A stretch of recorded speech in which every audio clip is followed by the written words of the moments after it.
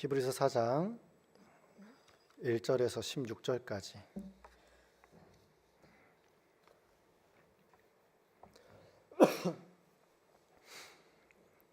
신약 성경 356페이지 전후에 있습니다.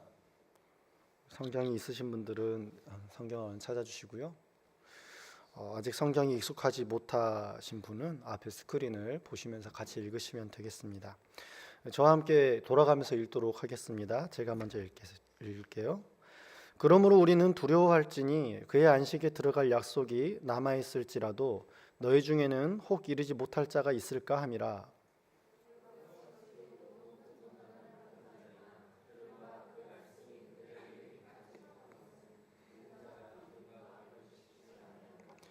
이미 믿는 우리들은 저 안식에 들어가는도다. 그가 말씀하신 바와 같으니 내가 노하여 맹세한 바와 같이 그들이 내 안식에 들어오지 못하리라 하셨다 하였으나 세상을 창조할 때부터 그 일이 이루어졌느니라.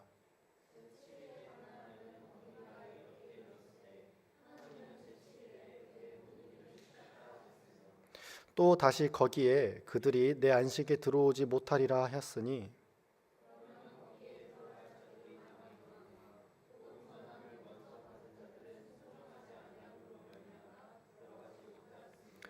오랜 후에 다윗의 글에 다시 어느 날을 정하여 오늘이라고 미리 이같이 일렀으되 오늘 너희가 그의 음성을 듣거든 너희 마음을 완고하게 하지 말라 하였나니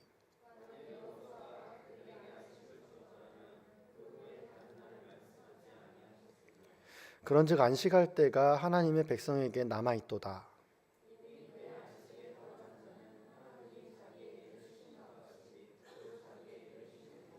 그러므로 우리가 저 안식에 들어가기를 힘쓸지니 이는 누구든지 저 순종하지 아니하는 본에 빠지지 않게 하려 함이라.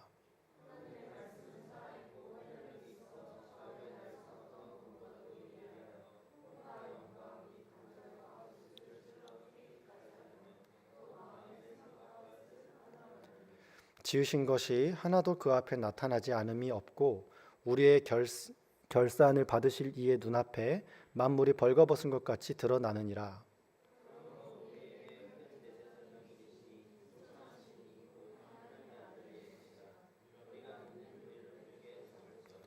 우리에게 있는 대제사장은 우리의 연약함을 동정하지 못하실 리가 아니요 모든 일에 우리와 똑같이 시험을 받으신 이로되 죄는 없으시니라.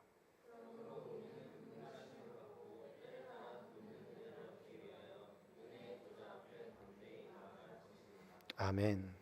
우리가 사장을 쭉 전체를 이렇게 돌아가면서 읽었는데 좀 내용이 들어오시나요? 저는 안 들어오더라고요. 여러 번 반복해서 읽었어요. 다른 역번호로도 읽었어요. 부지런히 읽으니까 그나마 조금 보이더라고요. 오늘 말씀을 통해서 하나님의 안식에 어떻게 우리가 들어갈 수 있는가 내용들을 같이 나눌 수 있었으면 좋겠습니다. 최근이 아니죠. 바로 어제인가 제 페이스북 친구 중에 어느 교수님이 계셔요.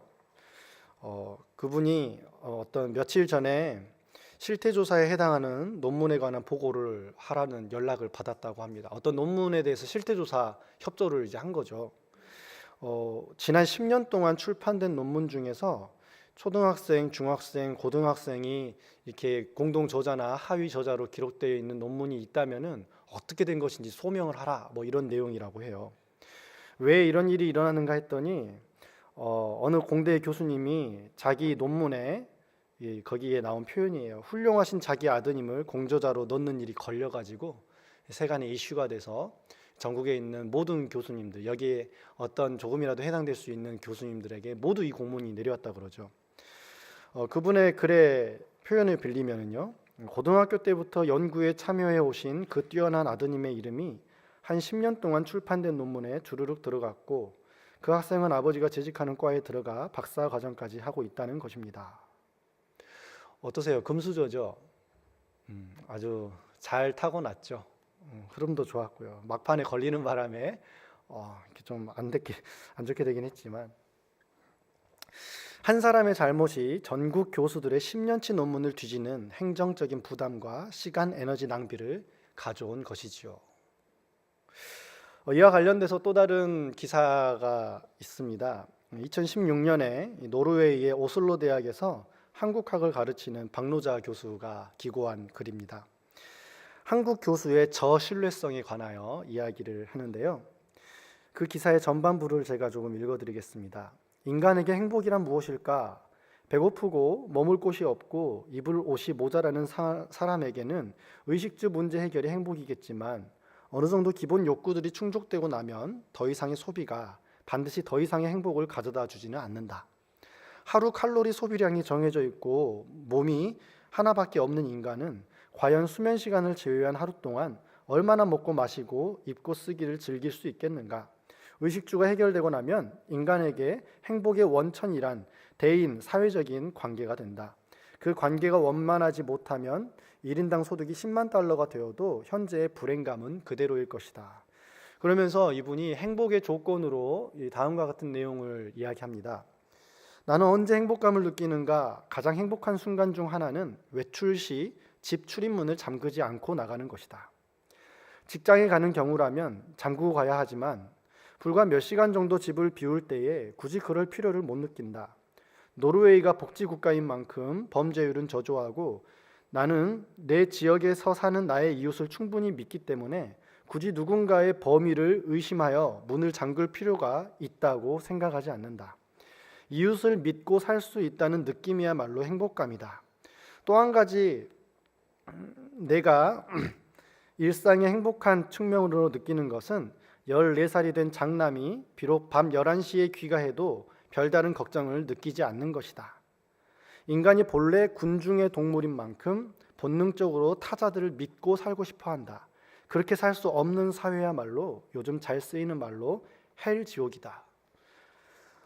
어떻습니까? 우리로서는 상상이 안 되죠. 우리는 10분만 이렇게 집을 나가도 문을 잠궈야 되잖아요. 저는 여러분들이 뭐 아시는 분도 있겠지만 자전거가 취미이다 보니까 자전거 커뮤니티에서는 유명한 말이 있어요. 그 말이 무슨 말이냐면은 내 눈에 보이지 않는 자전거는 더 이상 내 것이 아니다 라는 말이 있어요. 무슨 말인지 아세요? 내 눈에 보이지 않는 자전거는 더 이상 내 자전거가 아니에요. 왜요? 내 눈에 안 보이는 순간 언제 누가 가져갈지 모르니까. 그래서 자전거는 항상 어디다 둬야 되는 거예요? 내 눈이 보이는 곳에 둬야 되는 거예요. 심지어 정말 위대한 도둑이 있는데 실제로 있었던 일들이에요. 집에 침입을 해서 자전거를 훔쳐가는 도둑이 있어요. 자전거가 워낙 고가의 자전거다 보니까 그 집에 들어가서 자전거만 훔쳐서 도망가는 거죠. 신뢰 사회. 우리는 본능적으로, 본능이라기보다는 표현이 좀 그렇죠. 본능적이라는 표현은 지음 받기를, 우리 인간이란 지어짐 받기를 어떻게 지어짐을 받았냐면은 믿음으로 살 수 있도록 지어짐을 받았어요. 서로 믿고 살 수 있을 때에 가장 나답게 살 수 있게 된다라는 거죠. 누군가가 나를 믿어줄 때에 경험해 보신 적 있으세요? 누군가 나를 믿어준 기억, 혹은 상대방이 나를 도무지 믿지 않는구나라는 기억 혹시 가지고 계신가요? 제가 청년부 사역을 이렇게 감당을 해 나가면서 가장 후회되고 고통스러운 것은 내가 충분히 우리 귀한 청년들을 믿어주고 사랑해주지 못했다라는 부분입니다. 저 때문에 많은 사람들이 상처를 받기도 하고 어려움으로 괴로워하는 이유 중에 하나는 바로 저로부터 신뢰를 얻지 못한다라는 생각 때문일 것이기 때문입니다. 오늘 히브리서 말씀 전체를 이제 우리가 큐티하면서 지나가고 있지 않습니까? 히브리서에는 유명한 장이 있어요. 믿음의 장이라고 하는 히브리서 11장이 있죠. 실은 히브리서 전체가 믿음의 책이에요. 왜 그러냐면요, 히브리서 자체가 믿음의 책인데 히브리서의 수신자, 이 히브리인들에게 보내는 편지라고 했을 때 히브리인들이 받아서 읽겠죠. 그 사람들이 어떤 사람들이죠? 민족의 율법과 자신들의 전통에 지식이 충분히 있는 유대인들에게 히브리서가 쓰여진 거예요. 그래서 당시 히브리 사람들 가운데 믿음과 숭배의 대상이었던 천사, 그다음에 율법의 아버지인 모세, 그다음에 율법 이전에 하나님의 대제사장이었던 멜기세덱 등과 같은 이 존재들을 이렇게 내어 놓으면서 예수 그리스도께서는 이런 존재들과 비교할 수 없는 탁월하다라고 표현한 조차 근본적으로 다른 믿음의 대상이다라는 것을 앞에서 계속 논증을 하고 있어요. 보시면 천사랑 예수님이랑 처음에 비교를 하고 그다음에 3장 넘어가서는 모세랑 예수님이랑 또 막 비교를 하는 내용들이 나와요. 즉 히브리서가 믿음의 책이에요. 내가 믿는 대상이신, 우리가 당연히 그리고 유일하게 믿어야 될 대상이신 예수 그리스도의 탁월성, 예수 그리스도가 어떤 존재이며 어떤 일을 했는가를 논증하고 있는 게 전반부예요. 10장까지. 그러면 11장부터 믿음은 보이지 않는 것들의 증거, 막 이런 유명한 믿음의 장이 쭉 이후에 나오는 것은 믿음으로 어떻게 살아갈 것인가 권면하는 내용이 나와 있는 거죠. 그래서 글의 형식이라든지 내용을 봤을 때 바울이 저자가 아닌가 이런저런 의심까지는 해보지만 아직 명확하게 누가 저자인지는 밝혀지지 않은 서신이 바로 이 히브리서입니다. 히브리서 말씀을 보면은요, 인간이 믿음의 존재이고 하나님이 인간이 믿음의 존재로 지음받았다라는 내용들이 쭉 펼쳐져 있다라고 봐도 돼요. 그래서 11장 12장에 보면요, 믿음으로 살았던 사람들에 대한 이야기가 쭉 나오죠. 어떻게 믿음을 붙잡을 수 있는가? 도대체 믿는다라는 건 무엇인가? 그 내용들이 바로 히브리서에 나와 있어요. 그래서 신앙적으로 믿음이 무엇인가 고민하고 이렇게 어려워하시는 분들은 히브리서를 좀 더 쉬운 버전, 오늘날 언어로 번역되어 있는 성경으로 보시면 도움이 많이 되실 거라고 생각을 합니다. 혹시 방송실에 새번역 성경이 준비가 되어 있나요? 제가 새번역으로 히브리서 4장을 조금 준비해 왔어요. 이게 지금 우리가 나와 있는 개역 개정판은 좀 고어체로 되어 있다 보니까 우리가 이해하기가 어려운데 이 새번역 성경으로 한번 같이 읽어보면서 다시 한번 내용을 우리가 같이 파악해 보도록 하겠습니다. 한번 띄워주실래요? 자, 한번 같이 읽겠습니다. 저는 따로 이렇게 빼왔어요. 자, 1절부터 해서 2절 돌아가면서 또 읽도록 할게요. 제가 먼저 읽겠습니다. 그러므로 하나님께서 주시는 안식에 들어가리라는 약속이 아직 남아있는 동안에 여러분 가운데 거기에 미치지 못하는 사람이 아무도 없도록 두려운 마음으로 조심하십시오.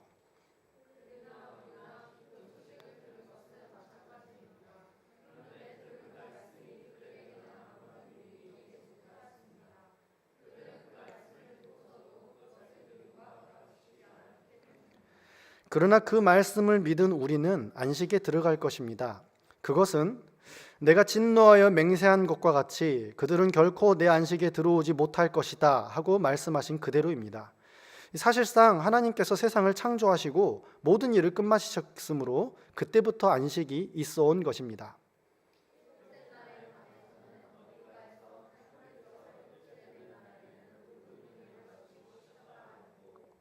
또 이곳에서는 다시 그들은 결코 내 안식에 들어오지 못할 것이다 하셨습니다.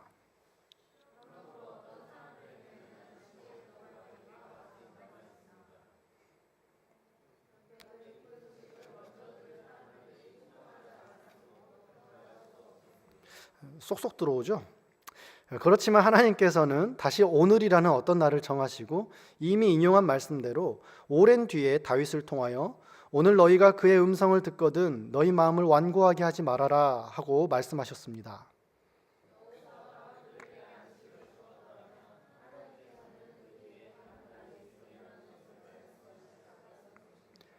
그러니 하나님의 백성에게는 안식하는 일이 아직 남아 있습니다.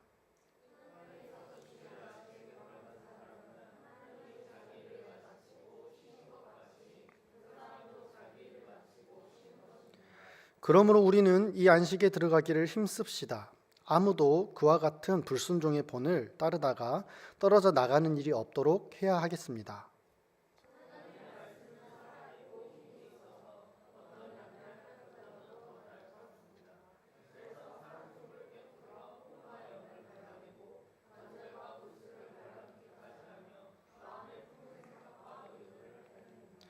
하나님 앞에는 아무 피조물도 숨겨진 것이 없고 모든 것이 그의 눈앞에 벌거숭이로 드러나 있습니다.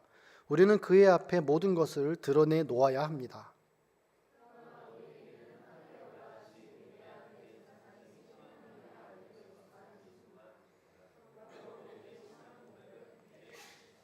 우리의 대제사장은 우리의 연약함을 동정하지 못하시는 분이 아닙니다. 그는 모든 점에서 우리와 마찬가지로 시험을 받으셨지만 죄는 없으십니다.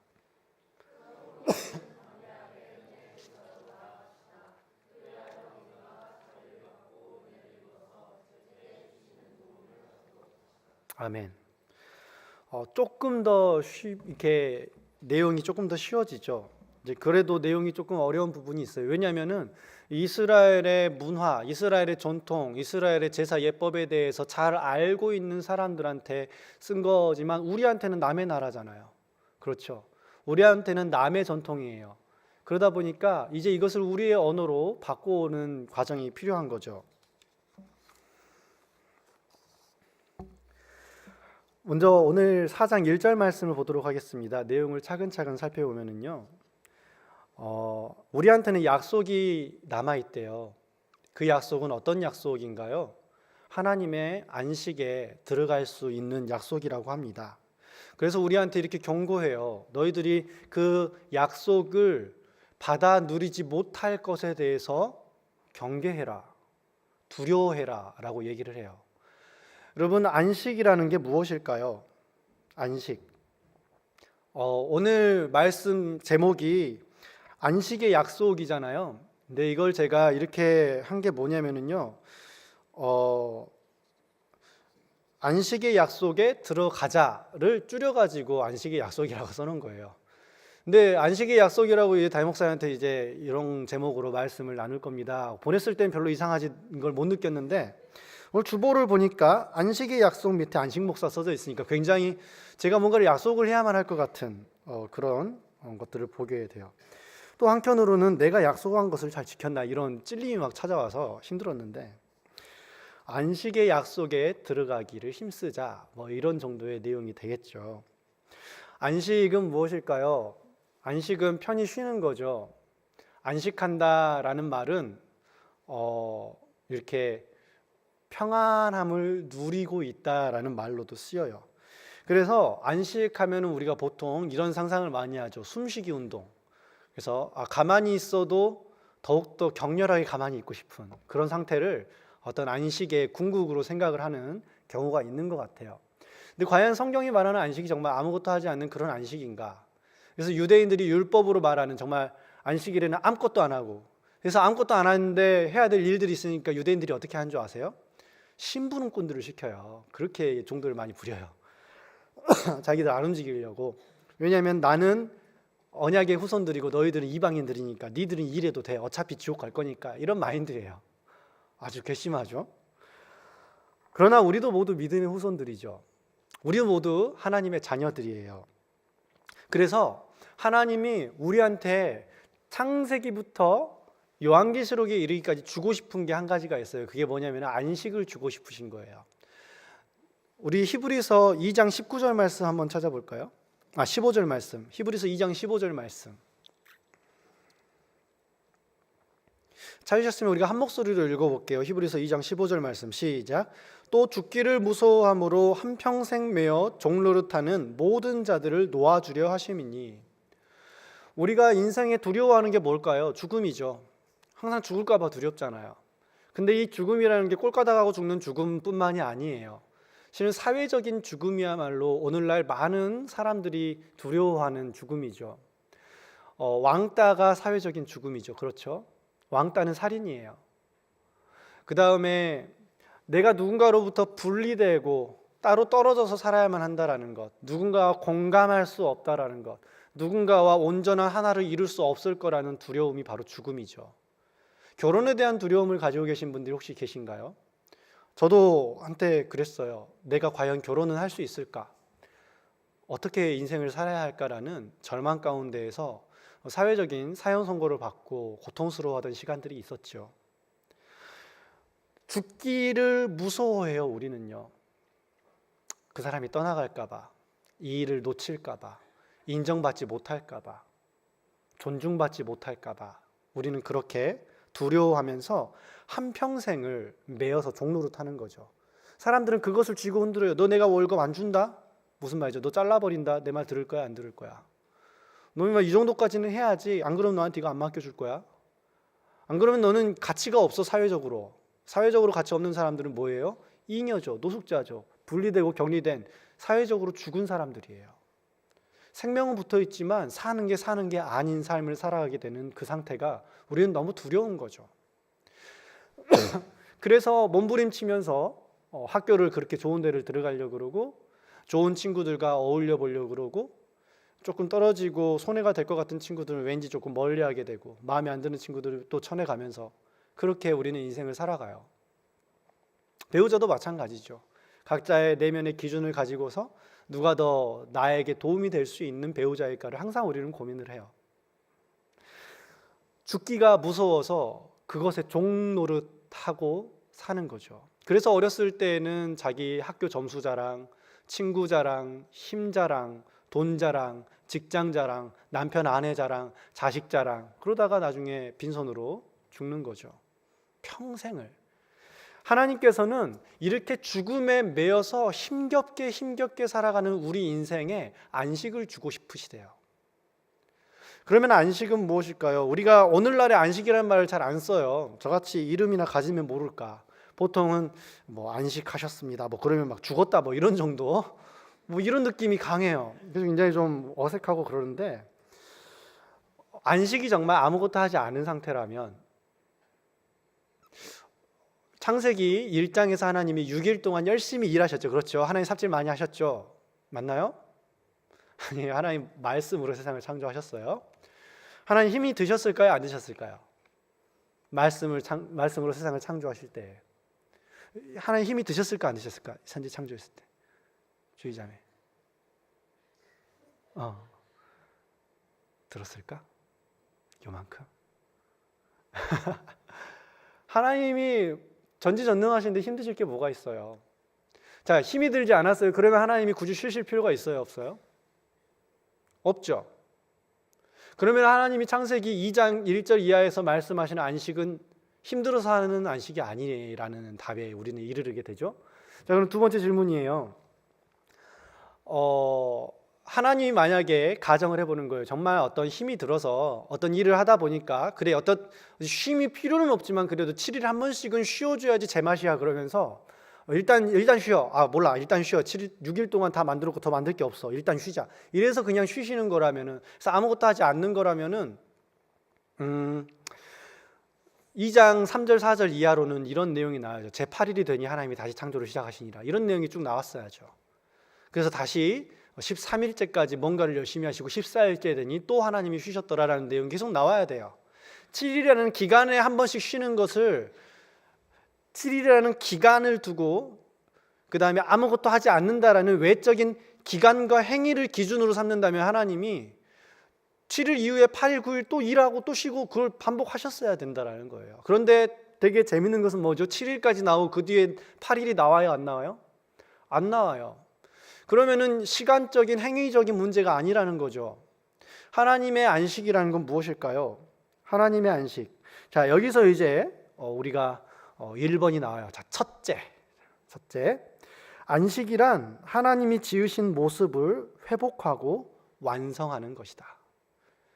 다시 한번, 안식이란 하나님이 지으신 모습을 회복하고 완성하는 것이다. 뭐 조금 더 뒤에 덧붙여 보자면 누리는 삶이다, 이렇게 덧붙여 볼 수가 있겠죠. 하나님이 지으신 모습을 회복하고 완성하는 삶. 하나님이 세상을 온전하게 지으셨어요. 그래서 하나님이 딱 지어놓고 나서 뭐라고 하셨죠? 좋다 그러셨죠. 6일째에 인간까지 이렇게 쭉 지으시고 나서, 동물까지 다 짓고 나서 하나님이 창조를 다 완성하시고 나서 뭐라 그러죠? 참 좋다 하셨어요. 보시기에 심히 좋았더라.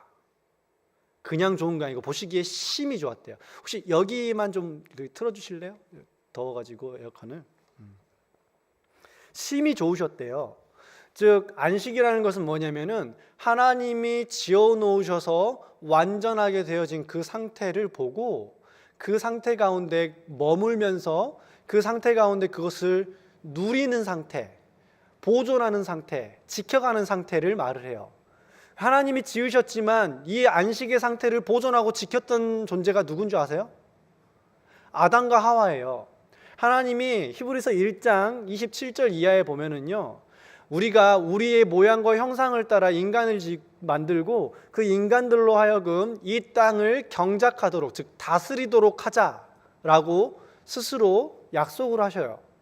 그래서 하나님이 이 땅을 지어 놓으시고 이 땅을 누구에게 주셨어요? 아담과 하와한테 주시고 아담과 하와로 하여금 이 땅을 경영하도록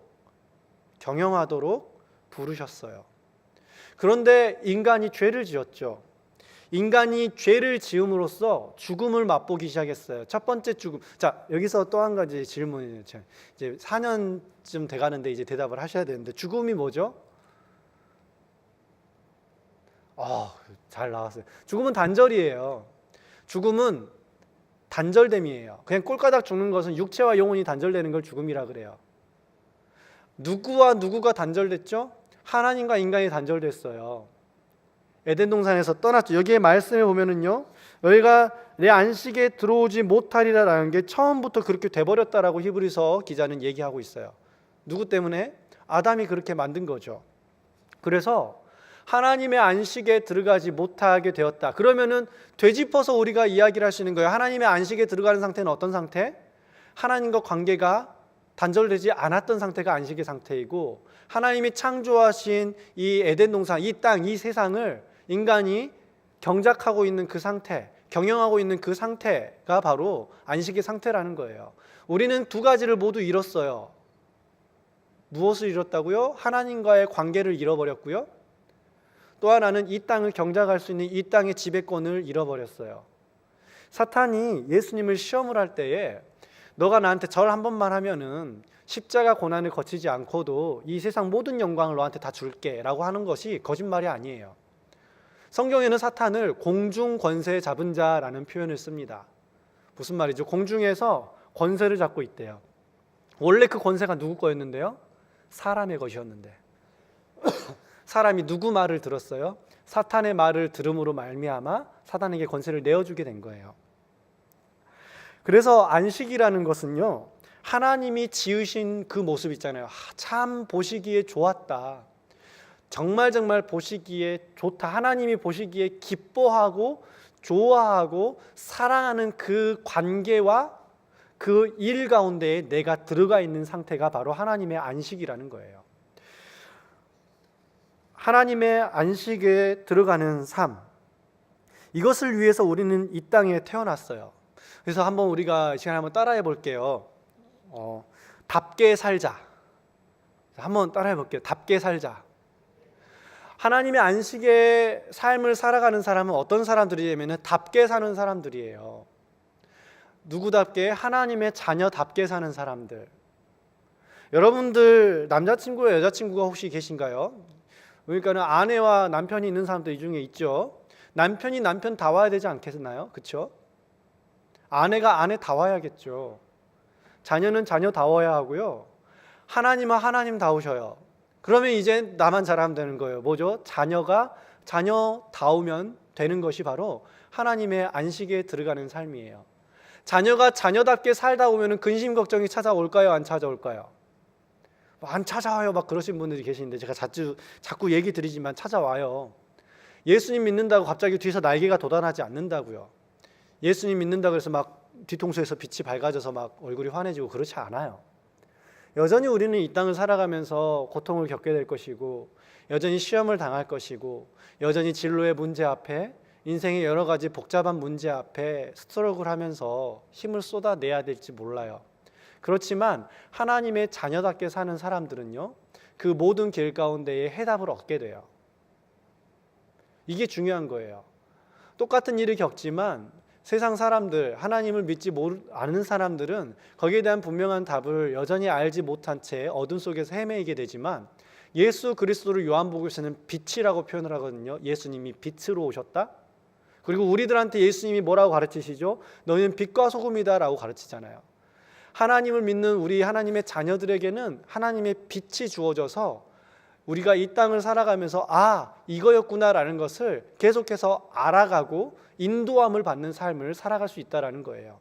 왜냐하면 자녀가 어떻게 자라나는지 관심이 없는 부모가 있을까요? 없어요. 그렇다면 우리가 인생을 살아가면서 불완전한 우리의 부모일지라도 자녀의 문제 앞에 그렇게 고민을 한다면 하늘 아버지인 우리 하나님께서는 우리에 대해서 얼마만큼 마음을 쓰실까요? 시편 139편에 따르면은요, 하나님께서 우리가 태어나기 전부터 엄마의 뱃속에서 우리가 이렇게 세포 분열할 때부터 우리를 아셨다라고 해요. 또 성경의 다른 구절에서는 하나님께서 우리를 아시는데 어디까지 아시냐면은 머리카락 하나 세시는 것까지 아신대요. 우리가 이 땅을 살아가면서 하나님의 안식에 들어갈 때에는요, 힘써야 될 일들이 있어요. 안식하면 우리가 자꾸 수동적인 패시브한 이미지를 그려요. 숨쉬기 운동 하면서 자꾸 안식을 생각을 하는데 그게 아니라고 제가 지금 계속 말씀을 드리는 거예요. 우리는 하나님의 안식에 들어가기 위해서 오늘 말씀에 나와 있는 것처럼 힘을 써야 돼요. 그러면 내가 나답게 살기 위해서 우리는 어떤 힘을 써야 될까요? 하나님이 나를 어떻게 지으셨는지를 알아야죠. 첫 번째는 하나님이 어떤 분이신가를 알아야 하고요. 내가 나답게 살기 위해서는, 자녀답게 살기 위해서는 하나님이 도대체 어떤 성품을 가지신 분인지를 알아야 돼요. 이 성경에는 하나님이 어떤 성품의 하나님이신지, 무엇을 목표로 하고 있고 어떤 마음을 가지고 사람을 대하고 있는지가 기록된 게 바로 이 성경이에요. 그리고 또 하나는 하나님이 나를 어떻게 지으셨는지를 우리는 알아가야 돼요. 여러분들 무엇을 할 때 여러분들이 기쁘시던가요? 어떤 것에 여러분들이 소질이 있으신가요? 절대적인 총량이 있어요. 어떤 사람은 다 잘하기도 하고 어떤 사람은 다 제대로 못하기도 해요. 어떤 사람은 한 가지만 잘하고 어떤 사람은 여러 가지를 다 잘하기도 해요. 그것은 다 달라요. 그렇지만 사람마다 생김새나 성향이나 성격, 그리고 손재주, 말하는 것, 눈빛, 하나하나의 모든 요소들이 그 사람을 이루는 구성 요소가 되는 거예요. 그래서 나는 무엇을 잘 하는구나, 나는 무엇에 이끌리는구나, 나는 이런 성향이구나 라는 내 자신에 대한 연구를 많이 해야 돼요. 옆에서 그런 것들을 함께 알려줄 수 있어야 돼요. 하나님의 안식에 들어가기 위해서는 하나님이 나를 어떻게 지으셨는지를 확인하고 그것을 회복하고 그것을 완성해가는 삶이 바로 하나님의 안식에 들어가는 삶이라는 거예요. 우리가 직장 생활하면서 많이 힘드시죠. 공부 개강했다 그래서 개강했어 그러니까 우리 직장 다니던 친구가 나도 개강을 했으면 좋겠다 그러더라고요. 우리는 누구나가 내가 처한 삶에서 각자의 어려움들이 있어요. 그렇죠. 기쁜 일이 있다고 그래도 마냥 기쁜 일은 없어요. 로또에 딱 당첨이 되다 그럼 마냥 기쁘기만 할까요? 그렇지 않아요. 로또에 당첨된 90몇 %의 사람들이 다 가정이 풍비박산나고 아주 엉망인 삶을 살아가요. 우리는 고민이 되는 거예요. 아무것도 하지 않는다 그래서 내 인생이 기쁠까요? 요즘 초딩들 미래 장래의 꿈이 건물주라 그러죠. 건물주. 제 친구도 돈을 잘 버는 친구인데 의사예요. 의사인데도 본인이 그런 고백을 저한테 하더라고요. 내가 하는 일에 내가 보람도 느끼고 참 좋지만 이게 힘들다 보니까 나도 빨리 돈 벌어서 그냥 건물 몇 채 가지고 편하게 살고 싶은 생각이 많이 들더라. 그런 얘기를 하더라고요. 무슨 말일까요? 아무것도 하지 않는 상태가 우리한테 안식이 아니라는 거예요. 내가 마땅히 행할 그 일을 행할 때 그것이 우리한테 진짜 행복이 된다라는 거예요. 목사의 일을 충실히 잘 해낼 때 힘도 들겠지만 동시에 거기로부터 오는 행복이 있어요. 남편이 아내를 사랑할 때 남편의 역할을 충실히 감당하려다 보면 힘이 들겠죠. 저는 아직 자녀가 없지만 주변에서 우리 자녀를 가지고 있는 우리 사역자분들을 볼 때면 정말 대단하다는 생각이 들어요. 자기 시간이 거의 없어요.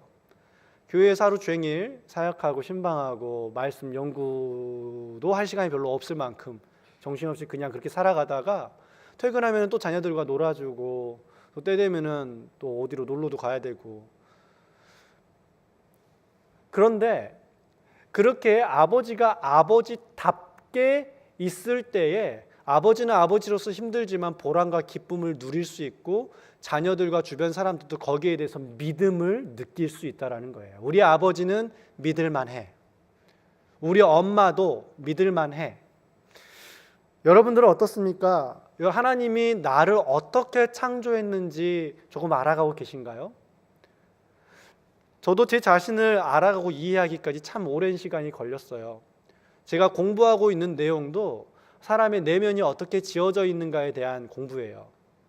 그런 공부를 할 필요가 없다라고 느꼈는데 필요하더라고요. 내가 나를 모른다라고 느껴질 때 그 당황스러움 아시나요? 내가 왜 이랬지? 왜 나는 이러지? 나는 내가 멀쩡한 것 같은데 남들은 왜 나한테 이렇다고 그럴까? 그런 고민들 가운데에서 사람의 내면도 지어졌구나. 조성이 되어져 있구나. 그리고 나는 원래 이런 성향인데 살아오면서 이런저런 일들 가운데 내가 이렇게 생각하는 경향성이 생겼구나 라는 것들을 깨달아가고 원래 내 모습이 이런 거라면 난 이 모습을 더 회복해야겠다라는 목표와 방향성이 생긴 거죠. 하나님은 이미 우리를 지으셨어요. 창세 전부터, 즉 세상을 지으시기 전부터 저와 여러분의 이름을 아셨대요. 이건 제가 하는 말이 아니라 성경에 기록되어 있는 말이에요. 그렇다면 하나님께서 나를 향한 계획이 없을까요? 나를 어떻게 지었는지에 대한 나에 대한 지식이 없을까요? 그렇지 않아요. 하물며 우리 부모조차 나에 대해서 잘 아는데 하늘 아버지는요 더 하겠죠. 그래서 우리는 하나님께 물어야 되고요, 공동체 가운데 물어봐야 돼요. 내가 어떤 사람인가? 이런저런 일들을 감당해 가면서 내가 사람들과 어울리는 게 찐 빠지는 일인지 활력이 불어오는 일인지를 알아야 돼요. 내가 논리적인 걸 좋아하는 사람인지 논리적인 것보다는 마음에 움직이는 것에 더 민감하게 움직이는 사람인지를 우리는 알아가야 되는 거예요. 나는 이런 사람이구나 라는 것들을 지속적으로 확인해 가면서 그에 맞는 진로들을 찾아가는 거죠. 이걸 하는 사람들이 진로 상담사들이죠. 우리는 힘써야 돼요. 하나님의 안식에 들어가기 위해서 힘써야 돼요. 하나님의 안식에 들어가는 게 뭐라고요? 하나님이 지으신 모습을 회복하고 완성해 나가는 것. 그래서 내가 누구인지를 알아야 되고 상대방이 하나님 앞에 어떻게 지어졌는지를 알아볼 수 있는 눈, 사랑, 애정이 우리 가운데 필요하다라는 거죠. 그저 마냥 되어지는 게 아니에요. 우리는 그렇게 힘써야 해요. 두 번째로 하나님의 안식에 들어가는 것이란 믿음으로 반응하는 삶입니다. 믿음으로 반응하는 것. 오늘 말씀에 보면은요, 하나님의 안식에 들어갈 약속이 우리한테 주어졌는데 그 약속을 이제 누릴 수 있는데 그 약속에 못 들어가는 일들이 생긴대요. 즉 내가 누군지도 모르고 상대방이 어떤 사람인지도 상관하지도 않고 내가 어떻게 완성되어져 가야 될지에 대해서 개의치 않고 그저 죽음의 종노릇하면서 인생을 고단하게 살아가는 사람들이 많다라는 거예요. 왜 그럴까요? 성경에서는요 명확하게 그 이유를 얘기를 합니다. 믿음과 결부시키지 못했기 때문이다. 즉 믿음으로 받지 않았기 때문이다. 아까 우리가 읽었죠. 2절 말씀 새 번역. 그들이나 우리나 기쁜 소식을 들은 것은 마찬가지입니다. 그런데 들은 그 말씀이 그들에게는 아무런 유익이 되지 못했습니다. 왜요? 믿음과 결합시키지 않았기 때문에. 말이 어려워서 지금 쉽게 얘기할게요. 안 믿어서 그래요. 똑같이 들었는데 어떤 사람은 믿고 따라가요. 근데 어떤 사람은 안 믿어요. 안 믿는다라는 것이 마음속으로 그래 믿어 안 믿어 이런 게 아니에요. 믿음은 아주 자연스러운 거예요. 내가 따라가면은 믿는 거예요. 믿음의 행동으로 수반이 돼요. 우리 개혁주의, 우리 교단이 속해 있는 우리 교단의 뿌리라고 할 수 있는 칼빈 우리 선생님 목사님께서는 이렇게 얘기하셨어요. 믿음과 행동은 동전의 양면과도 같다. 믿음으로만 구원을 얻는다라는 수많은 명제 앞에 사람들이 막 공격을 하는 거예요. 그럼 믿음만 있고 행위가 없는 거는 어쩌라는 거냐? 왜 행위를 강조하지 않냐? 너희들은 반쪽짜리 복음이야. 너희들은 잘못됐어. 믿음 막 이러면서 막 머리를 쥐어 뜯으니까 칼빈 선생님이 얘기한 거예요. 믿음과 행위는 동전의 양면과도 같기 때문에 굳이 행위를 강조할 필요 자체가 없었다. 무슨 말인지 아시겠습니까? 믿음으로 반응하는 삶. 그래서 6절 말씀에서는 뭐라 그러죠? 먼저 믿은 자들이 순종하지 않았기 때문에 나도 안식에 못 들어가고 나와 함께 따라오는 사람들도 안식에 못 들어가게 만든대요. 이것은 지금 예수 그리스도를 먼저 믿는 사람들한테 굉장히 경각심이 되는 말인 것 같아요. 저 같은 사람. 하나님 앞에 내가 순종하지 않으므로 나만 잘못되는 게 아니라 누구까지 잘못된다는 거예요? 내 뒤에 오는 사람들까지 다 잘못된다는 거예요. 너무 무시무시한 말씀이죠. 그러면은 왜 우리는 믿지 못하고 왜 순종하지 못할까요? 하나님의 안식에 들어가는 삶을 사는 것은 믿음으로 반응을 해야 되는 삶인데 왜 우리는 그렇게 반응하지 못할까요? 오늘 말씀 7절에 보면은요, 오늘 너희가 그의 음성을 듣거든 너희 마음을 완고하게 하지 말라. 이 오늘은 뭐냐면은요, 예수님이 오셨을 때 그 오늘이에요. 이 앞에 보면은요, 그 후에 보면은 만일 여호수아가 8절이죠. 그들에게 안식을 주었더라면 그 후에 다른 날 말씀을 하지 않았을 것이다. 즉 여호수아 때에 있었던 가나안 땅에 들어가는 게 안식의 전부였다면, 이스라엘이 이스라엘의 나라를 회복하는 게 전부였다면, 이스라엘이 이스라엘의 왕권과 주권을 되찾는 것이 전부였다면은 이미 여호수아 때에 그 안식이 이루어졌었어야 했을 거라고요. 근데 이스라엘 땅을 다 차지하고 나서도 하나님이 안식의 날이 있을 것이다라고 말하는 이유는 이스라엘의 땅을 회복하는 게 안식의 전부다 아니다? 아니다. 그러면은 그 안식에 들어가는 것이 무엇이냐? 너희가 내 말을 듣는 그날이 온 그때 너희가 알게 될 것이다. 그게 바로 미리 예언되었던 시편 95편 7절에 나와 있는 게 바로 이 7절 말씀이에요. 오늘 너희가 그의 음성을 듣거든 너희의 마음을 완고하게 하지 말지어다. 이 오늘은 어떤 오늘이라고요? 메시아이신 우리의 구원자이신 예수 그리스도께서 오셔서 우리한테 말씀하실 때 그 말씀을 마음을 완고하게 해서 이렇게 안 들으려고 하지 말아라라는 얘기예요. 자, 여기서 말하는 완고함이라는 것은요, 원어적으로 뜻을 보면은 딱딱한 상태, 단단하다, 딱딱하다 이런 상태예요. 그래서 반응하지 않는 상태예요. 지금 이 벽을 내가 뭐 민다 그래서 두드린다 해서 이 벽이 저한테 무슨 반응을 할까요? 들어가지도 않아요. 나오지도 않고요. 저랑은 아무런 상관없어요. 이 벽은요. 제가 무슨 짓을 해도 이 벽은 이 자리에 그대로 있어요. 이게 바로 완고한 상태예요. 우리의 마음이 굳어지죠. 우리의 마음이 굳어져서 어떤 말을 해도 들리지가 않는 거예요. 무슨 얘기를 해도 반응이 안 되는 거예요. 왜 반응이 안 될까요? 우리의 마음이 굳어지는 이유가 뭘까요? 우리가 응에 태어나면서부터 마음이 굳어졌을까요? 그렇지 않죠. 우리가 자라다 나가다 보면서 우리의 마음이 굳어지게 되는 이유들이 있어요. 버림받았다든지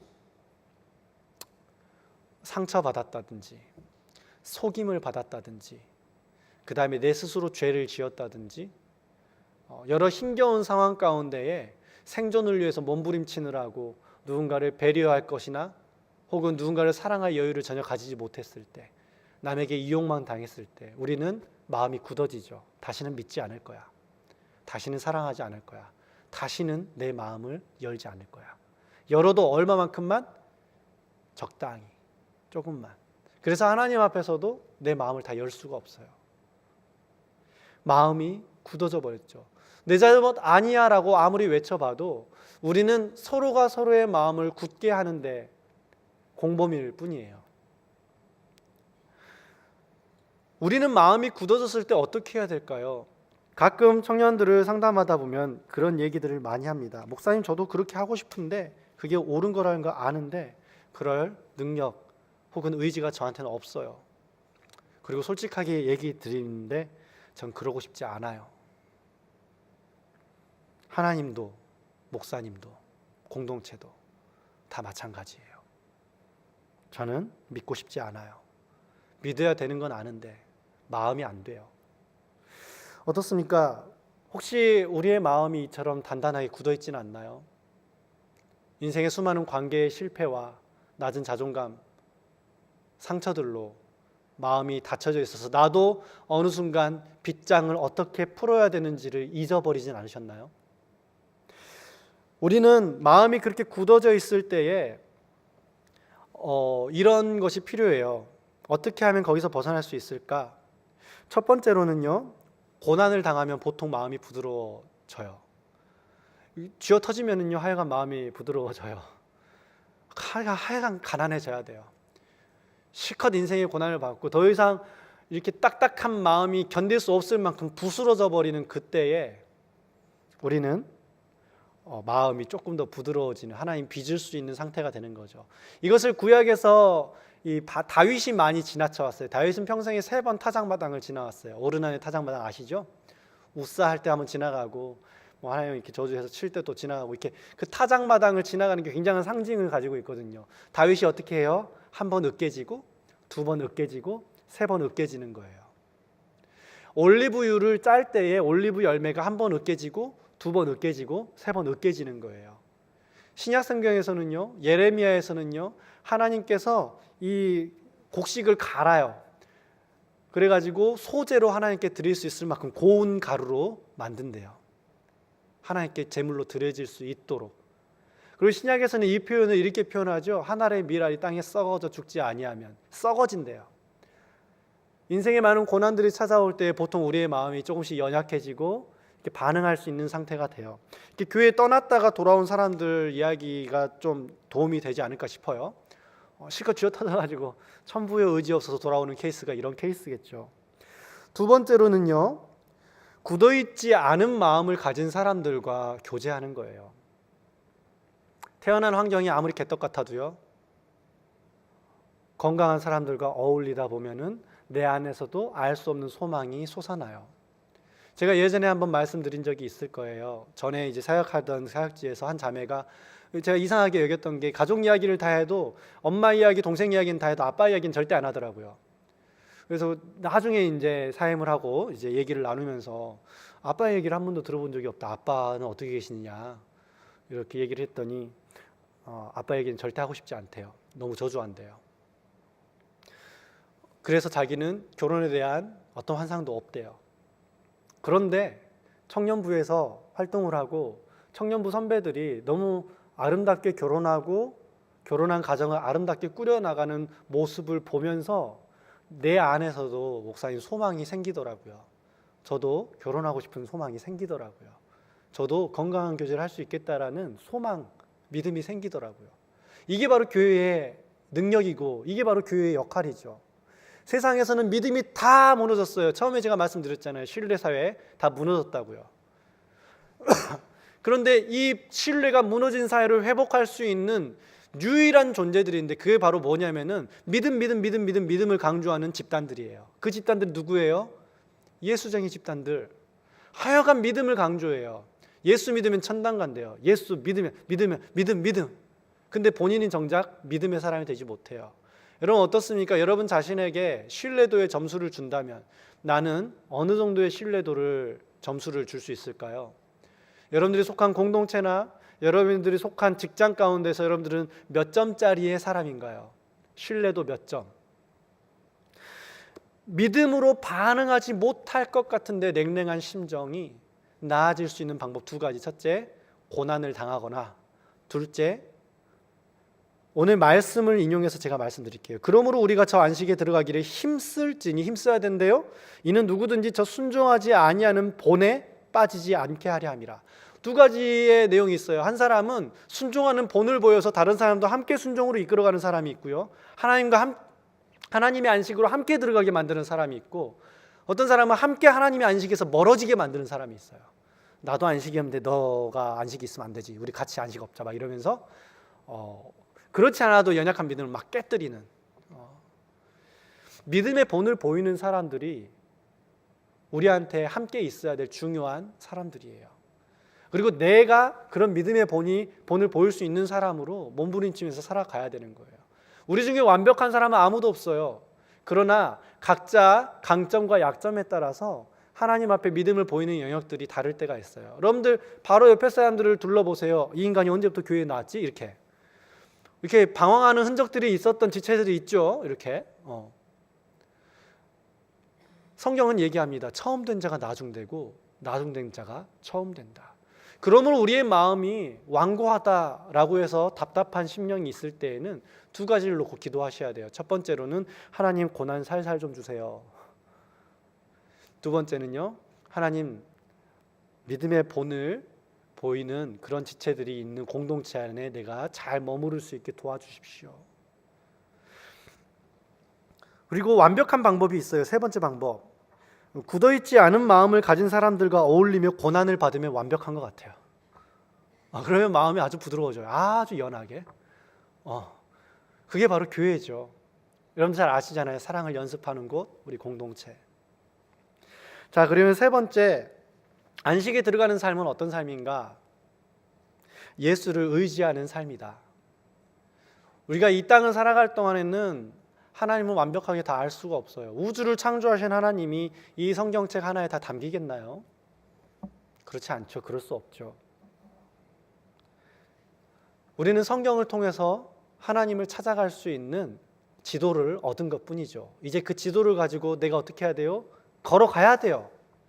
그게 믿음의 삶이죠. 그런데 우리가 중요한 것은 왜 예수를 의지하는 삶이라고 얘기를 했냐면요, 많은 경우에 우리는 예수가 되려고 그래요. 무슨 말인 줄 아시나요? 예수가 되려고 그래요, 내가. 그래서 내가 예수님처럼 한 점 흠도 없어야 되고, 내가 예수님처럼 죄도 절대 안 지어야 되고, 그래서 죄 한 번 짓고 나서 난 이미 글렀어 막 그러면서 막 세상으로 떠나가고 막. 예수님은요, 우리가 예수님처럼 될 수가 없어요. 예수님은 우리가 될 수 없기 때문에 오신 분이시거든요. 우리가 완벽한 사람이 아니기 때문에, 우리가 우리 스스로 죄의 종로를 타는 것으로부터 자유로워질 수 없기 때문에 그래서 오신 거예요. 그런데 많은 사람들이, 신앙인들이 예수님이 내가 되려고 그래요. 그걸 이제 세상에서는 뭐 메시아 컴플렉스네 뭐 이러면서 내가 뭔가를 이끌어야 되고 내가 우리 공동체를 건져내야 되고 막 나 아니면 안 될 것 같고 막 이런 느낌들, 감정들을 가지게 되죠. 예수를 의지한다라는 것은 나의 완벽하지 않음을 인정하는 거예요. 받아들이는 거예요.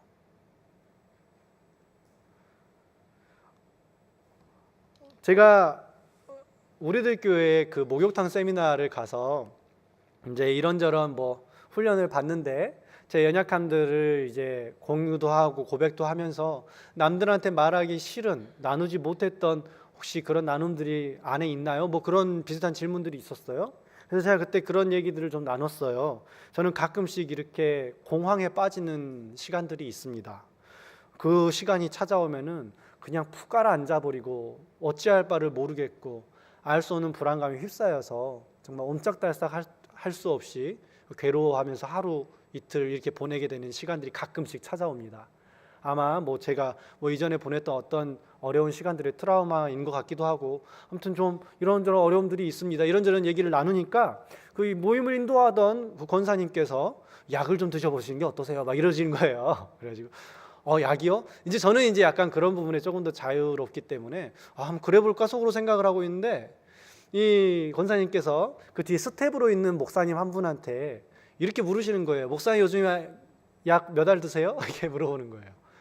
우리 그 세미나 뒤에서 스텝으로 섬기는 우리들 교회 목사님에게. 그래서 목사님 요즘에 2알을 먹고 있습니다 그러시는 거예요. 그래서 원래부터 2알 드셨어요? 그러니까 아니요, 예전에는 4알 먹었는데 요즘 좀 괜찮아서 2알 먹고 있습니다 이러는 거예요. 그러면서 약간 신선한 문화적인 충격, 내가 온전하지 못하다라는 걸 인정하면 되는 거예요. 뭐 좀 어떻습니까? 남들한테 완벽하게 보이려는 그런 생각들, 남들이 나를 어떻게 볼까라는 생각들이 우리를 많이 지배하잖아요. 저도 그런 것들에 많이 휘청휘청 하거든요. 예수를 의지한다라는 것은 예수님처럼 되려고 하지 않는 거예요. 그냥 나는 예수님이 아니라는 걸 정직하게 인정하고, 그렇기 때문에 나는 예수님이 필요해요. 주님, 나는 이런 약함이 있어요. 이 약함 가운데 어떻게 해야 될까요? 주님 알려주세요. 그러면서 성경도 읽어보고 기도도 해나가고 믿음의 본을 보이는 사람들과 함께 교제하면서 기도 부탁도 하고, 공동체 가운데에서 내가 온전하지 못하다라는 것을 알기 때문에 의탁하는 거예요. 의탁한다라는 건 뭐죠? 내 결정을 유보한다라는 거예요. 내 주장을 좀 더 유보한다라는 거예요. 최근에 저 역시도 그런 시간들을 한 번 더 경험하게 됐어요. 저는 리더 모임을 인도를 하잖아요. 리더 모임에 대해서 하여간 생각이 많았어요. 어떻게 하면 우리 리더 모임을 건강하고 아름답게 꾸려나갈 수 있을까 고민하고 나름대로 계산하고 이렇게 해서 뭔가를 결정 내리고 했지만, 정작 내가 알지 못했던 것은 우리 리더들 마음속에 가지고 있었던 그 열정들, 열망들을 내가 충분히 믿어주지 못했구나, 충분히 살아날 수 있도록 세워주지 못했구나라는 문제였어요. 그래서 리더 모임 때 회의를 열심히 해서 리더들이 리더 모임을 이끌어 나갈 수 있는 방향들도 다 정할 수 있도록 해 나갔어요. 그때까지 저는 뭔만 했냐면은 사회자만 했어요. 사회자만. 실제로 되더라고요. 아, 진작 이렇게 할 걸. 무엇일까요? 내가 완전하지 못하다는 걸 인정하고 내 권위나 내 생각, 내가 이렇게 해야 된다는 것을 조금 양보한 채 묻는 거예요. 내 생각에는 이게 옳은 것 같죠. 그런데 그 생각이 옳다고 살아서 실패해본 어른들이 수두룩해요. 먼저 물어보면 되는 거죠. 그렇게 지혜를 찾아가는 거예요. 청년부 안에서 선후배 사이에, 동료들 사이에 서로 그렇게 동역자로 빚어져 가는 거죠. 예수를 의지한다라는 것, 하늘로부터 직통 계시를 듣는 것이 전부가 아니에요. 물론 어떤 사람들은 하나님으로부터 감동이나 마음을 많이 들을 수도 있어요. 그렇지만 우리는 대부분 공동체 가운데에서 말씀하시고 가르치시는 하나님을 보게 되어 있어요. 그 과정 가운데 우리는 연단되어지는 거죠. 말씀드렸죠. 마음이 완고할 때 어떻게 그 마음이 부드러워질 수 있는가? 세 번째 방법, 굳어있지 않은 마음을 가진 사람들과 어울리며 고난을 받는 것. 하나님의 안식에 들어가는 삶은 행복한 삶이에요. 남들이 보기에는 바보 같아요. 남들이 보기에는 손해보는 삶 같죠. 저게 뭐가 좋다고. 그런데 하나님을 아는 사람들은 그 손해보는 게 기쁨이에요. 하나님을 아는 사람들은 그 고생하는 것이 기쁨인 거죠. 그 일이 잘 되든 잘 되지 않든 하나님께서 내게 맡겨주신 그 일을 따라 살아가는 것, 나답게 살아가는 것. 세상은 끊임없이 우리를 분재처럼 구부리고 돈을 가지고 사회의 인정을 가지고 지위와 명예, 자존심을 가지고 우리를 쥐어 끌고 가려고 그러죠. 그럴 때마다 우리는 기억해야 돼요. 하나님이 누구시고 하나님이 나를 어떻게 지으셨는가. 나답게, 자녀답게. 그리고 하나님이 매일매일 때에 따라 돕는 은혜를 우리가 바라보면서 하나님 앞에 나아간다 그러잖아요. 매일매일 주님이 이번 한 주 한 주 주님이 나한테 무엇이라고 말씀하시는가, 거기에 대해서 듣고 반응하는 것. 아, 이번 한 주는 한번 이렇게 해볼까? 믿음의 모험을 떠나볼까? 나는 이렇게 하고 싶었는데 공동체에서는 그게 아니라 그러네? 그렇게 한번 따라가 볼까? 그러면서 믿음을 주는 거예요. 믿음을 준다라는 거는 그렇게 쉬운 일이 아니죠. 믿음을 준다라는 것은 실패할 수 있는 기회를 상대방한테 준다라는 거예요. 내가 누군가에게 믿음을 줘서 그 사람을 리더로 세운다라는 것은 그 사람이 리더로서 실패할 수 있는 기회를 주는 거죠. 나를 실망시킬 수 있는 기회를 주는 거예요. 그래서 내가 실망당했어요. 내가 상처를 받았어요. 그래도 이것은 믿음을 주는 과정에서 필연적으로 믿음을 주는 사람이 경험해야 될 거예요. 이것을 우리는 다른 말로 얘기하면 사랑할 때 이런 일들이 일어나죠. 사랑한다는 건 뭐죠? 상대방으로부터 상처받을 각오를 하는 것을 사랑받는다라는 하나의 요소로 우리는 보게 되는 거죠. 우리는 하나님의 안식에 들어갈 약속이 있는 사람들입니다. 이 세상에서 죽음에 매여서 정신없이 휩쓸려 다니고 정신없이 그저 이런 게 인생이지라고 하면서 살아갈 수밖에 없는 답답한 인생 가운데 우리 주님께서 찾아오셔서 말씀하십니다. 너한테는 주어져 있는 약속이 있어. 너는 그냥 왔다가 그냥 가는 사람이 아니야. 난 너에 대한 계획이 있어. 난 널 사랑해서 널 위해서 대신 죽고 너로 하여금 죽음으로부터 자유를 얻게 만들었어.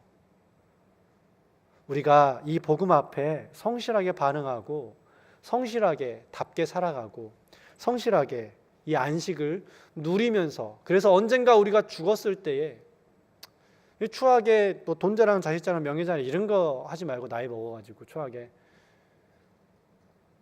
나이 먹어서도 누군가에게 어떤 얘기를 해줄 때 진정한 인생의 기쁨이 무엇인가, 건물주가 되는 게 진정한 인생의 기쁨이 아닌 하나님을 알고 하나님이 나를 어떻게 지으셨는지 알고, 안 좋은 말의 표현일 수도 있지만 정말 주제 파악이 필요해요. 네 주제에 누가 그러면 맞아, 내 주제가 하나님의 아들이었지. 굉장해. 넌 선지자다. 우리한테는 이런 그런 어떤 사고의 전환이 필요해요. 그답게 살아갈 수 있도록 연단되어지고 준비되어지고, 그래서 언젠가 여러분들께서 누군가의 남편과 아내가 되고 누군가의 아버지가 되고 한 집안의 어른이 되었을 때에 안식의 삶을 나눠줄 수 있는 그런 사람이 되었으면 좋겠어요. 저 역시 그런 사람이 되고 싶어요. 우리 그렇게 안식에 들어가기 위해 힘쓰는 귀한 청년부 지체들 되었으면 좋겠습니다. 같이 기도할까요?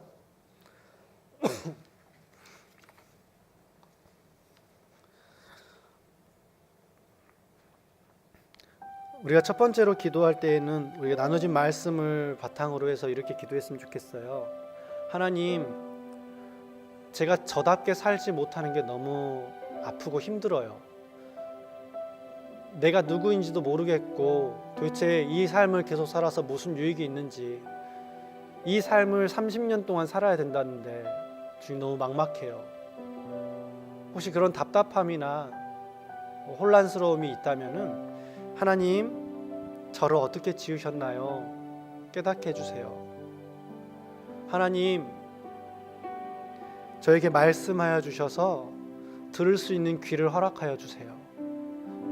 우리 그렇게 하나님 앞에 인도하심을 구하는 기도를 먼저 하겠습니다. 다 같이 기도하겠습니다. 하나님 아버지, 주님께서 나를 지으셨습니다. 주님께서 내가 태어나기 전부터 아셨고, 내가 어느 때에 어느 집안에서 어떤 환경 가운데 태어날지에 대해서 하나님은 이미 알고 계셨습니다. 주님께서 나를 지으신 그 모습대로 살아갈 수 있기를 원합니다. 주님, 내가 어떤 사람인지 알기를 힘쓰기 원합니다. 그저 아무 생각 없이 죽음의 통로를 타여서 끌려다니는 인생이 아니라 주님이 나를 지으신 나답게, 주님의 자녀답게, 그리고 그리스도인답게 살아갈 수 있는 힘과 능력을 주십시오. 하나님 아버지, 이 말씀을 통하여서 내가 누구인지 다시 한번 고민하는 시간들, 힘써서 찾아가는 젊음의 여정이 되게 하여 주십시오. 주님, 대학을 다니고 회사 생활을 하면서 내가 무엇이 맞고 무엇이 안 맞는지에 대해서 면밀하게 살펴보고 연구할 수 있도록 실제적인 그리스도인들이 되게 하여 주십시오.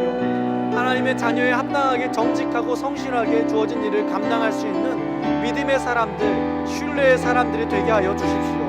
하나님께서 우리를 이끌어 가시는 그 모든 방식을 배워가면서 하나님을 믿는 신앙이 우리의 삶과 동떨어진 신앙이 되지 않도록 주님, 제 삶의 인도하심과 주님 하나님을 아는 지식과 내 자신을 아는 지식을 배워가는 젊음의 때가 되게 하여 주시옵소서.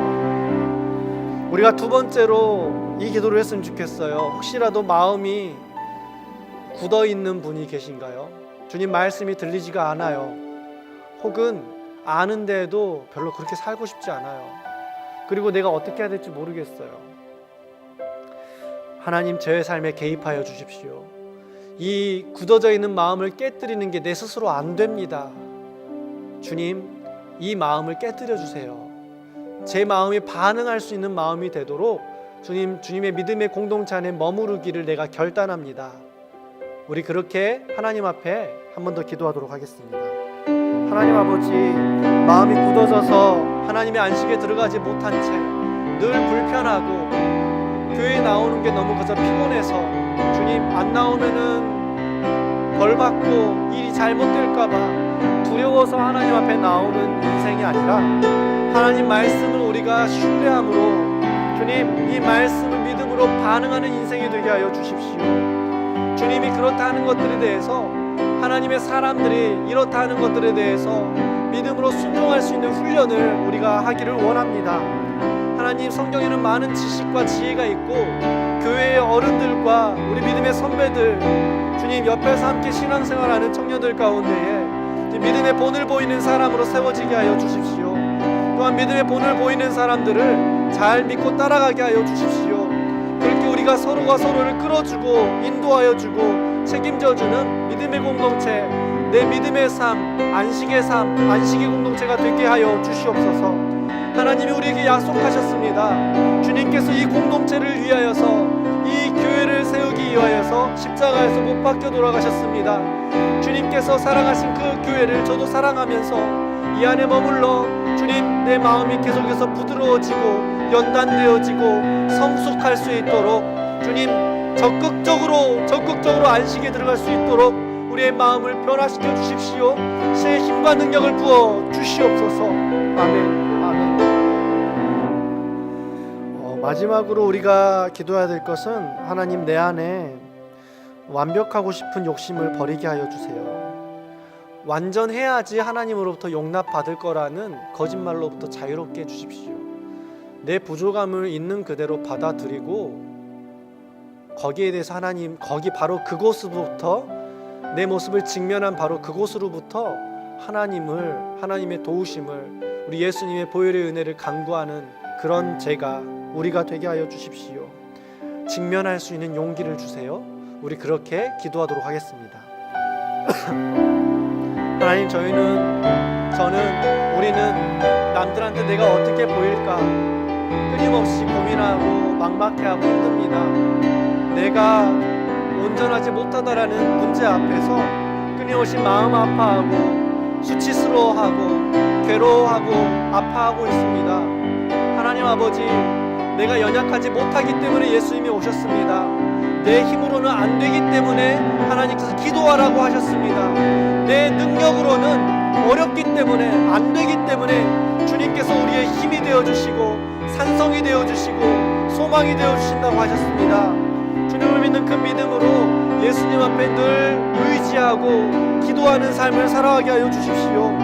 안식에 들어가는 삶, 비록 주님 힘들지만 가치 있고 의미 있는 삶으로 나아갈 수 있도록 기도 가운데 주님 말씀하여 주십시오. 말씀 가운데 내게 능력을 주십시오. 성경의 말씀이 끊임없이 내 마음을 찌르고, 하나님의 말씀은 살아있고 운동력이 있어서 좌우의 날선 어떤 것보다 예리하다고 하셨습니다.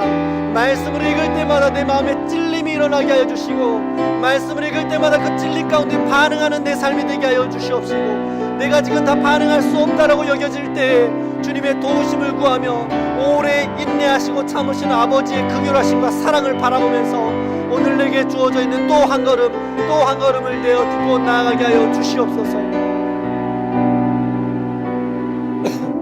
우리가 이 시간에 마지막으로 한 가지를 더 기도했으면 좋겠는데요. 하나님, 우리 공동체랑 또 내 자신의 삶이, 내가 처해 있는 가족과 일터 가운데에서 빛을 비추는 그런 사람이 되기를 원합니다. 세상은 거짓이 가득하고 금수저 은수저를 나뉘어가면서 서로 밟고 올라가야지만이 지혜롭고 똑똑하고 잘 사는 인생이라고 얘기하지만, 주님, 우리는 주님의 인생의 방식, 안식의 방식을 믿고 따라가고 싶습니다. 부르신 곳에서 정직하고 성실할 수 있게 하여 주십시오. 믿음의 사람으로 인생을 살아가고 싶습니다. 신뢰의 사람으로 이 세상을 밝히고 싶습니다. 주님, 저에게 힘과 용기를 주십시오. 함께 한 번 더 기도하도록 하겠습니다. 하나님 아버지, 하나님 앞에서 주님, 믿음의 사람으로 살아가고 싶습니다. 세상 모든 사람들이 거짓을 추구하고 적당히 유령 피워가면서 주님, 적당히 그저 너도 좋고 나도 좋고 살아가려고 할 때마다 그래서 이 세상이 불신이 가득해서 주님, 너무나도 안심할 수 없는 세상이 되어져 버리고 사람이 죽어가도 개만도 못한 목숨으로 여겨지는 이 세상 속에서 하나님이 나만의 돈이면 전부라고 말하는 이 악하고 음란한 세상 속에서 정직하고 성실한 그리스도인으로 살아갈 수 있도록 도와주십시오. 주님, 믿음의 사람으로 살아가기를 원합니다. 신뢰를 주는 사람이고 싶습니다. 내가 부르심받은 가족과 주님, 회사 일터 가운데에서 정직함과 성실함으로 하나님의 성품을 전달하는 사람이 되기를 원합니다. 사람들이 나를 바라봤을 때 안식을 얻을 수 있는 그런 사람이 되고 싶습니다. 세상 앞에서 이 세상은 안식이 없지만 주님, 우리 공동체에 오면은 안식이 있는 공동체라고 말할 수 있는 그런 따뜻함과 은혜와 주님의 사랑이 부어지는 그런 우리의 인생, 우리의 공동체가 되게 하여 주시옵소서. 하나님, 우리를 빛과 소금으로 부르셨습니다. 빛답게, 빛의 아들답게, 예수님의 동생답게, 하나님의 자녀답게 살아갈 수 있도록 그 마음을 우리 가운데 충만케 채워 주시옵소서. 아멘. 하나님 아버지, 믿음의 사람이고 싶습니다. 안식을 누리며 살아가는 사람이고 싶습니다. 안식의 약속을 붙잡고 회복하고 주님 또한 완성해가는 삶이고 싶습니다. 주님, 우리가 특별히 이 청년의 때에 이것을 연습하고 준비하게 하여 주십시오. 굳어진 마음들이 깨어질 수 있는 기회를 허락하여 주시고 예수를 의지하는 법을 배워가는 청년의 때 우리가 되게 하여 주십시오. 주님, 전할 수 있는 것이라곤 하나님의 말씀을 읽는 것과 기도하는 것이 전부라는 것밖에 없습니다. 주님, 이것이 전부가 되게 하여 주십시오. 우리의 삶 가운데에, 서로의 삶 가운데에 믿음을 주고 받고 교제할 수 있는 영광스러운 공동체, 그리고 영광스러운 우리 각자의 인생이 되게 하여 주시옵소서. 이제는 우리 주 예수 그리스도의 은혜와 하나님 아버지의 사랑하심과 성령님의 감동하시고 또 교통하게 하시는 그 역사가 하나님 안식에 들어가기 위해서 힘쓰기로 결단하는 믿음과 약속의 사람이 되기로 결심하는 우리 모든 지체들 머리 위에 이제로부터 영원토록 함께 있을지어다. 아멘.